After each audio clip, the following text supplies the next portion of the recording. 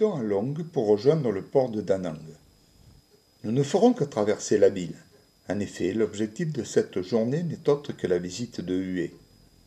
Après avoir quitté le terminal de tourisme, nous apercevons sur notre gauche le port de pêche. Nous longeons quelques terrains vagues, futures zones industrielles de la ville, avant de traverser l'un des bras du fleuve Han. La ville est construite sur son estuaire, elle compte environ 73 000 habitants. Elle est considérée comme étant le centre du commerce, de l'éducation et des transports du Vietnam central. Les nombreuses plages longeant sa côte en ont fait une importante destination touristique. Impossible de l'ignorer, les résidences construites le long de la route principale en témoignent.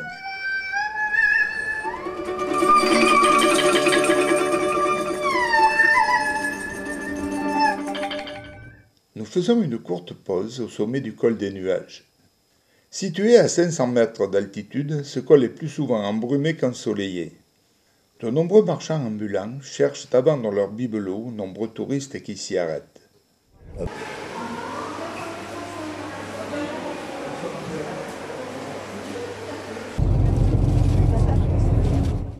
Au pied du col, côté nord, ont été implantés de nombreux parcs à coquillages.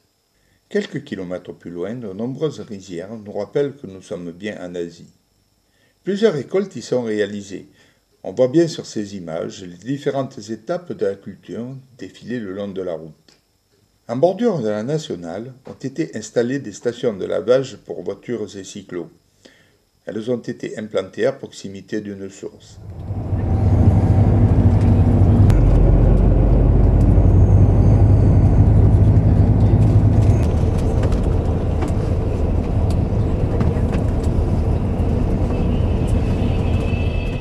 Nous pensions être comme chez nous, arrêtés à un péage d'autoroute.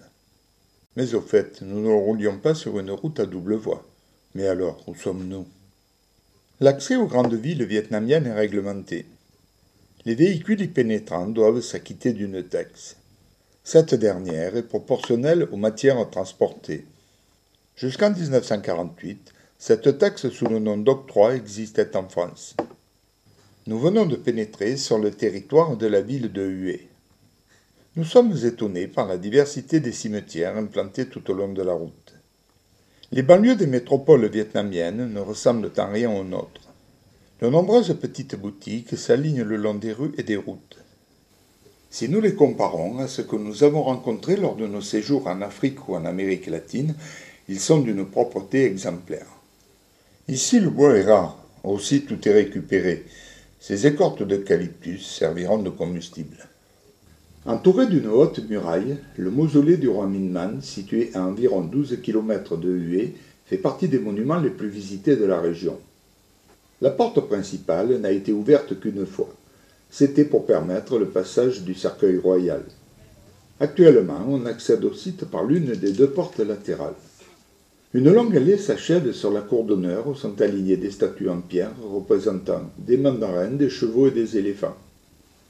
Le temple de la stèle renferme les écrits vantant les mérites et la biographie du roi Minh Mang.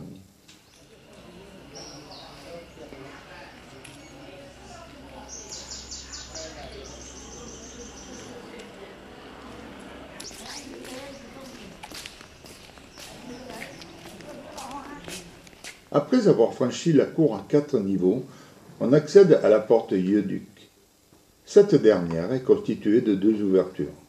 Un brasero est installé à gauche de celle-ci. C'est ici que sont brûlés les petits papiers lors de certaines cérémonies. À Hong Kong, nous avions vu une personne brûler des billets de banque. Il en est de même au Vietnam, mais ici il s'agit de billets factices. Cette porte donne accès au temple du culte du roi. Ce dernier renferme les tablettes du culte du roi et de la reine Tatianan.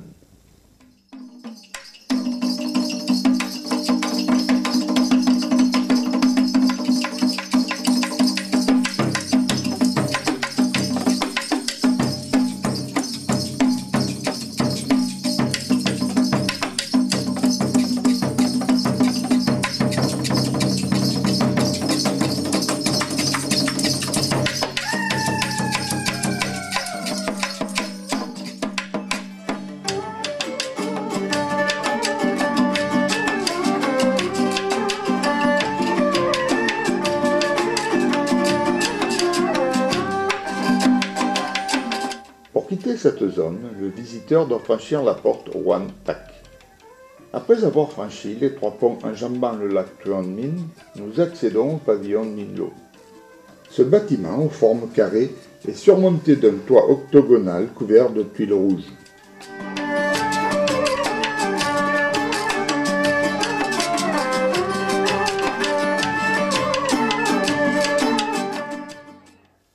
À l'opposé du pavillon, une végétation luxuriante et odorante recouvre les espaces. Le bonsaï trône en bonne place.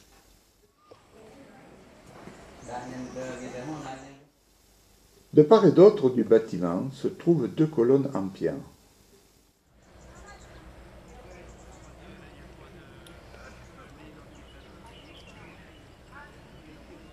Du 7 au 15 avril, la ville de Hue organise un festival culturel. Impossible de l'ignorer, disséminés un peu partout en ville, de nombreux chapiteaux nous confirment l'événement.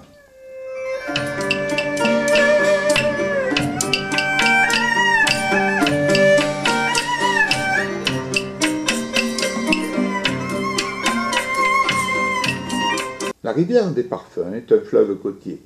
Il n'est pas très long, seulement 30 km. Il traverse la ville de Hue avant de se jeter dans la mer de Chine. Son nom lui vient du fait qu'en automne, les fleurs des arbres fruitiers tombent dans la rivière. Elle traverse et embaume ensuite ses rivages. Le cours du fleuve est navigable dans sa partie inférieure. La circulation routière est particulièrement dense. Cyclomoteurs et vélos envahissent les rues.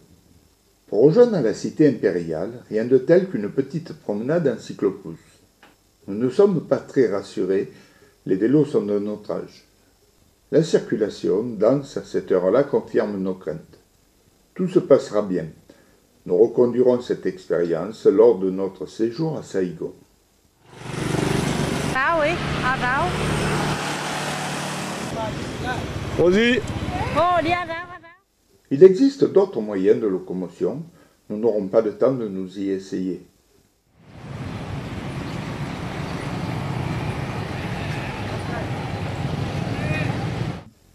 Nous approchons de la cité impériale.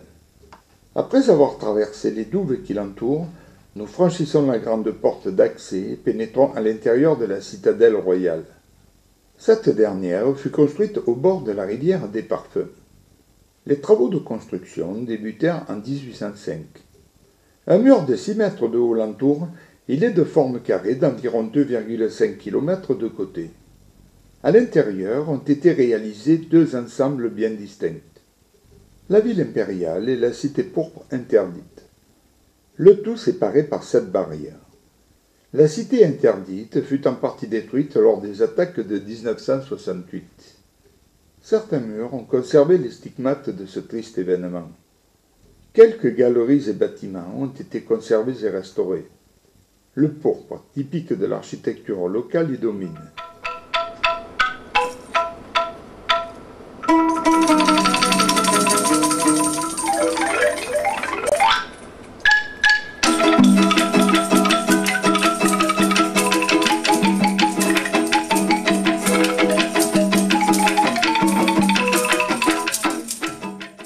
Durant la dynastie Nguyen, le dragon, animal mythique, est représenté avec une longue queue en spirale équipée d'une nageoire.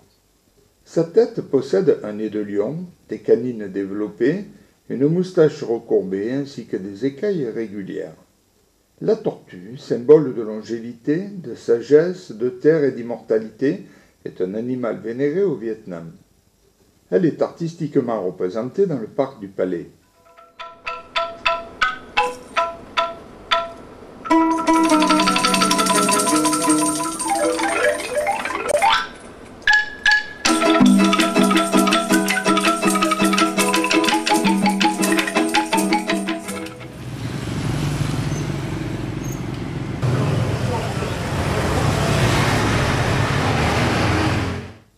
Nous retraversons à pied les douves de la cité impériale, et là, pour la première fois, nous prenons la mesure du danger que représente la circulation des engins à 2 roues. La pagode Tianmu, connue également sous le nom de Dame Céleste ou déesse de la miséricorde, fut construite en 1601. Son nom provient d'une vieille légende.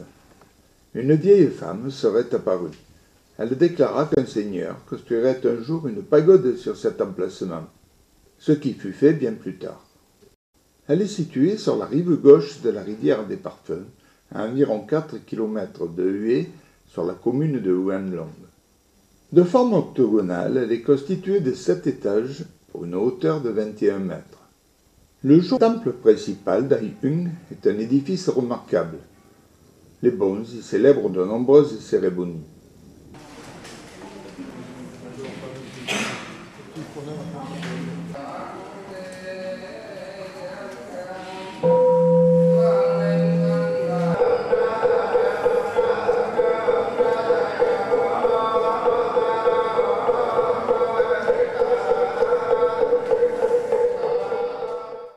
De magnifiques jardins entourent la pagode.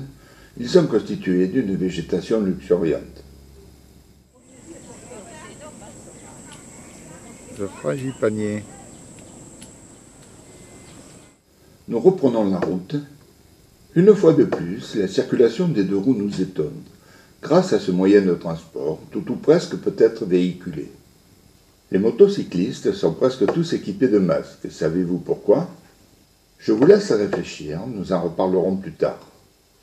Les casques protègent la tête d'un grand nombre d'utilisateurs de Honda.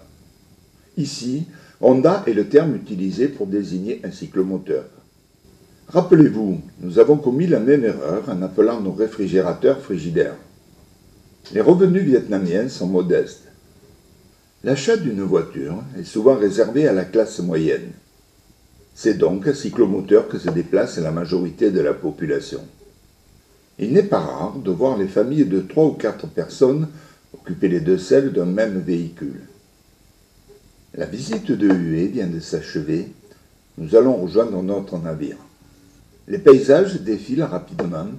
Nous traversons de nombreux villages. Le col des nuages n'est plus au programme. Nous traversons la montagne par un très long tunnel.